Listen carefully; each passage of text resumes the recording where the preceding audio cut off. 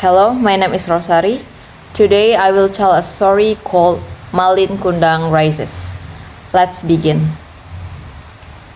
Malin Kundang Rises. The coastal village had long been overshadowed by the silent, colossal stone figure on the shore. For 100 years, it had stood, a stark, silent monument to a son's arrogance and a mother's curse. This was Malin Kundang, the prosperous merchant who had disowned his humble mother, instantly transformed into a rock. Legend held that his stone heart finally cracked when a single torrential rain washed away a century of pride, forcing a whisper of regret from the petrified lips. "Mother, I am sorry. Forgive me." The confession, sincere and full of grief, was his last act before the curse's ultimate hold.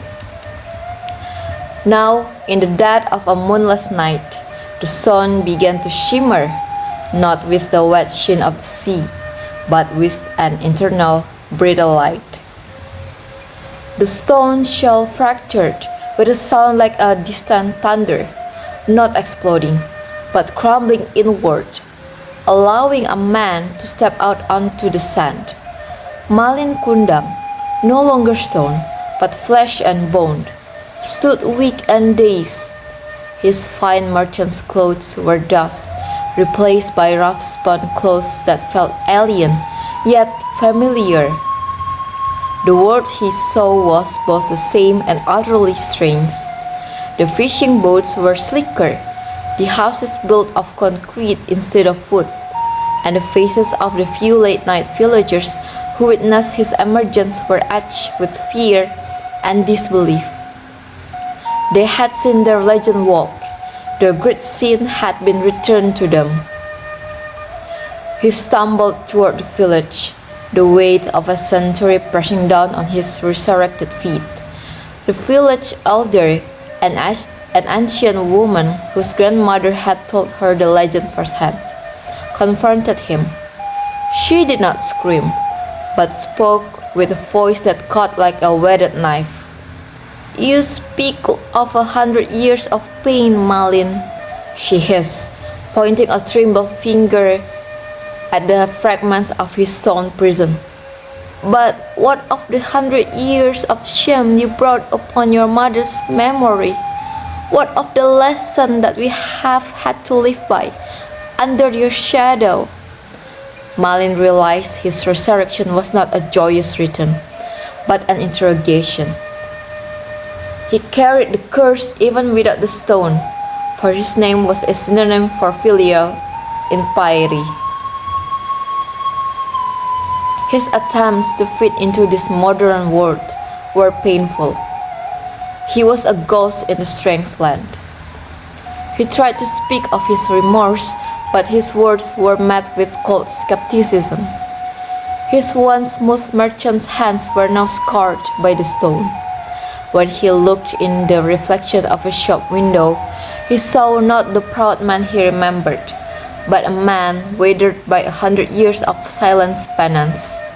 He was adrift, unable to reclaim his past wealth or understand the present's complexities. His one mission, to find his mother's grave and offer a final, sincere apology, was complicated by the fact that the cemeteries had moved and the landmarks had changed. The true penance, he realized, was not the stone, but the enduring consequences of his monstrous choice.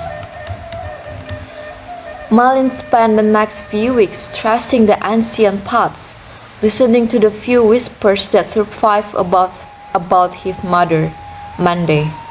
He ignored the fearful stares and the scornful remarks.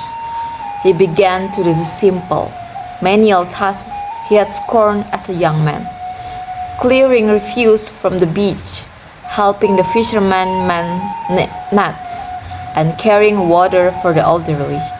He spoke little, but his actions, performed with a quiet, tireless humility, began to chip away at the century of ill will. He was not seeking forgiveness from the villagers. He was seeking worse, his second chance. One afternoon, a young girl, unburdened by the legend's fear, approached him as he was taking firewood. He was pointed toward a small, overgrown hillock near the new community center. "The story says the rock stood near the old house," she said simply. "Grandpa says the land was swallowed by the sea, but the hill used to be the backyard." A light sparkled in Malin's eyes. He rushed to the spot, clearing the thorny bushes and tangled vines with his bare hands. Beneath the thicket, he found it, a small, withered stone, not grand or carved, but simply placed, his mother's forgotten grave marker.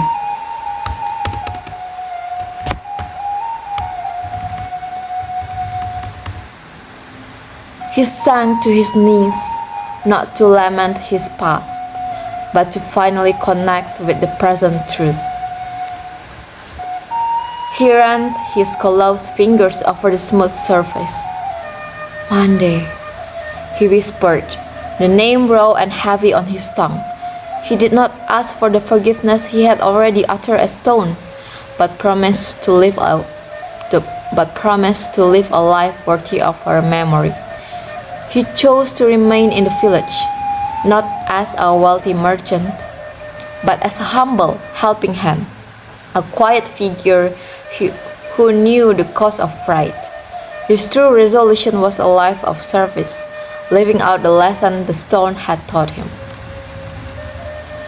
The legend of Malin Kundang now had a second part.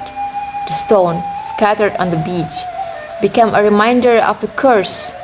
The man, quietly working in the village, became a living testament to redemption.